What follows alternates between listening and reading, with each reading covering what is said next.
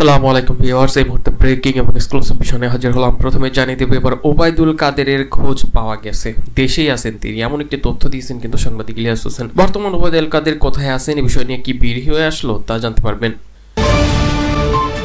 এরপর জানিয়ে দিব, অবশেষে কিন্তু এবার জোটে না যাওয়ার সিদ্ধান্ত নিয়েছে, 300 আসনে প্রার্থী দেওয়ার ঘোষণা দিয়েছে কিন্তু এনসিপি। জোটে না গিয়ে 300 আসনে প্রার্থী দিয়ে সরকার ক্ষমতায় বসতে পারবে কিনা তাদের, সে বিষয়গুলো নিয়েও থাকছে এক্সক্লুসিভ রিপোর্ট। সেই সাথে কিন্তু এবার বসুন্ধরার যেই সার্জিজের উপর হামলার ঘটনা কেন্দ্র করে এবার সার্জিজ নিজে এই বিষয়টি নিয়ে মুখ খুলেছেন।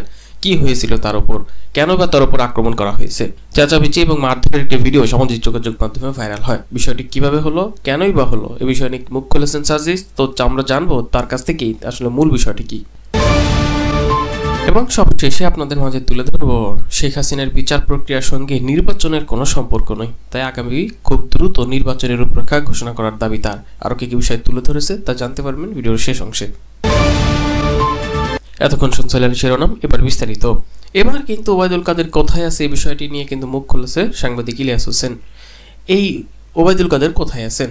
বিগত 16 বছরের হাসিনা স্বৈরাচারের হওয়ার পেছনে যে কারিগর তার অন্যতম, তার নাম হচ্ছে ওবায়দুল কাদের। এই ব্যক্তির দম্ভের সাথে বলেছিল পালাবে না, কোথায় পালাবো, পালাবো না, কোথায় পালাবো। অথচ ফ্যাসিস্ট হাসিনা ভারতে পালিয়ে যাওয়ার পর থেকে কাদেরের কুখ্যাত তাদেরকে কোথাও জনসম্মুখেও দেখা যায়নি। তবে এবার জানা গেল কাদের ঠিক কোথায় লুকিয়ে আছেন। সম্প্রতি কাদেরের মৃত্যুর গুঞ্জনও উঠেছিল, সামাজিক যোগাযোগ মাধ্যমে ছড়িয়ে পড়েছে তার মৃত্যুর ফটোকার্ড, যা নিয়ে রীতিমতো তোলপাড় চলছে সামাজিক যোগাযোগ মাধ্যমে। তবে এই তথ্যের সত্যতা যাচাইকরণ প্রতিষ্ঠান রিউমার স্ক্যামার এক প্রতিবেদনে জানিয়ে দেয়, প্রচারিত এসব ফটোকার্ডের তথ্য সম্পূর্ণ মিথ্যা ভুয়া।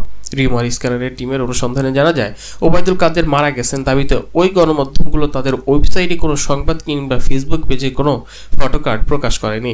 গণমাধ্যমগুলো ডিজিটাল নকল করে আলোচিত ফটোকার্ডগুলো প্রচার করা হয়েছে। কাদের মৃত্যুর গুঞ্জনে রেশ কাটতে না কাটতেই এবার প্রবাসী সাংবাদিক ইলিয়াস তার অবস্থান নিয়ে বিস্ফোরক মন্তব্য করেছেন। অনেকের দাবি তিনি 5ই আগস্ট জহর সীমান্ত দিয়ে ভারতে চলে গেছেন, কেউ দাবি করেন তিনি সংযুক্ত আরব আমিরাতে অবস্থান করছে, আবার কিছু সূত্র বলছে তিনি গণ অভ্যুত্থানের পর 3-5 মাস দেশেই ছিলেন। নানা গুঞ্জনের মাঝে প্রবাসী সাংবাদিক ইলিয়াস হোসেন প্রকাশ করার চ্যালেঞ্জ করে তথ্য দেয়। তার দাবি কাদের দেশের বাইরের কোথাও পালিয়ে যায়নি, বরং ফ্যাসিস্টের এই দোসর এখনও এই দেশে আছে। সম্প্রতি ভেরিফাইড ফেসবুক পেজে এক পোস্টে তিনি লেখেন, অত্যন্ত বিশ্বস্ত সূত্র জেনেছি ওবায়দুল কাদের দেশে আছেন, তিনি দেশ ছেড়েন কিংবা মারা গিয়েছেন এসব খবর পরিকল্পিতভাবে ছড়ানো হচ্ছে। যদিও এর পেছনে যথোপযুক্ত তথ্য প্রমাণ হাজির করতে পারেনি এই সাংবাদিক, আওয়ামী লীগের শাসনামলে কাদের খ্যাত এই ওবায়দুল কাদেরের অহংকার ভরা থাকতো, কোনো গণমাধ্যম কর্মীও তার সামনে ঠিকভাবে প্রশ্ন করতে পারত না, রীতিমতো অপমান করতেন তিনি। ক্ষমতার এই দাম্ভিকতা ছিল তার, বিরোধী দলের নেতাদের তুচ্ছ তাচ্ছিল্য করতেন। তার কথায় বরাবরই ফুটে উঠত স্বৈরাচারিতা। ওবায়দুল কাদের যেখানে থাকুক তাকে ফিরিয়ে এনে বিচারের দাবি দেশটাতে প্রতিনিয়ত বেড়ে চলেছিল, এবং ছাত্র জনতাও কিন্তু এর মুখোমুখি দাঁড়িয়ে তাদের উচিত জবাব দিয়ে দিয়েছে। ওবায়দুল কাদের কোথায় আছেন বিষয়ে কোনো প্রমাণ না দিতে পারলেও তবে তিনি বিশ্বস্ত সূত্রে জেনেছেন তিনি এখন দেশেই আছেন। এবার তুলে ধরতে যাচ্ছি 300 আসনে প্রার্থী দেবার ঘোষণা দিয়েছে কিন্তু এনপিসি। জাতীয় নাগরিক পার্টির প্রধানরা তারা কিন্তু এবার কোনো দলে বা জোটে যাবে না, সরাসরি তারা 300 আসনে প্রার্থী দেবে। আগামী জাতীয় নির্বাচনে অন্য কোনো দলের সঙ্গে জোটে যাবে না তরুণদের নবগঠিত রাজনৈতিক দল জাতীয় নাগরিক পার্টি। এককভাবে 300 আসনের প্রার্থী দেওয়ার ক্ষমতা আছে বলেও দলটি মনে করেন নেতারা। তবে জানিয়েছে নিবন্ধন পেতে ঈদের পর আবেদন করবেন তারা। দলের নেতারা জানিয়েছেন দলের নিবন্ধন পেতে ঈদের পর নির্বাচন কমিশনে আবেদন করা হবে। আর দলীয় প্রতীক ছাড়া এখনও চূড়ান্ত হয়নি এনপিসির। সবার সঙ্গে পরামর্শ করে দলীয় ফর্মে আলোচনার পর দলীয় প্রতীক নির্ধারণ করা হবে।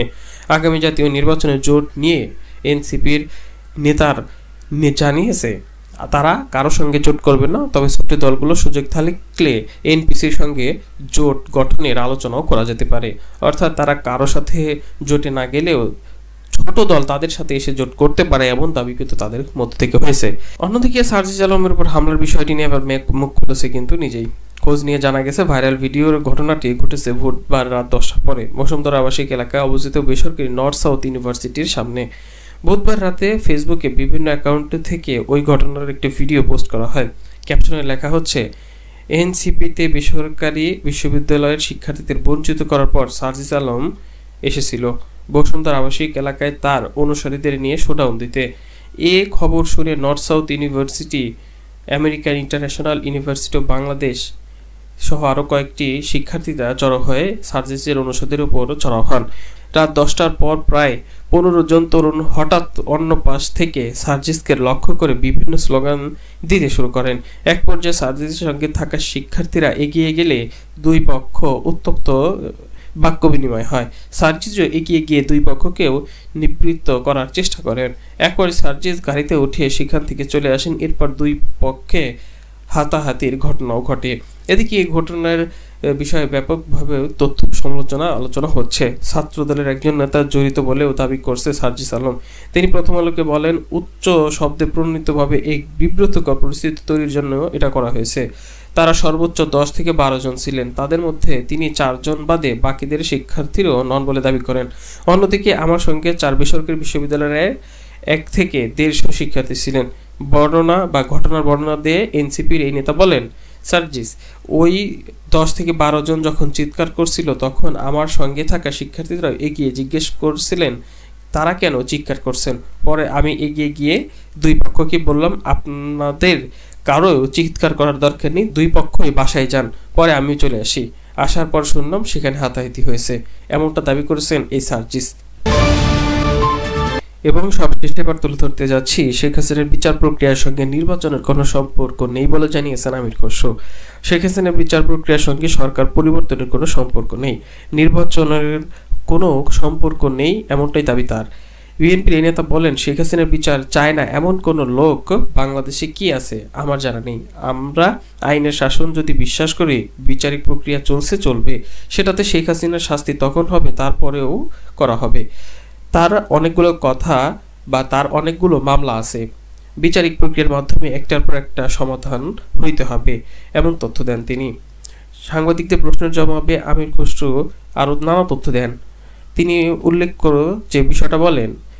যে বিষয়টা বলেন বারবারই, যে সার্জিসে একটি বক্তব্য দিয়েছে, সেই বক্তব্যকে ইঙ্গিত করে আমির খসরু বলেন, আজকে এটা জানার জন্য হবে না নির্বাচন, সকালে বা কালকে আরেকটার জন্য হবে না, পরশু আরেকটার জন্য হবে না, এরকম কত কথাই তো শুনছি।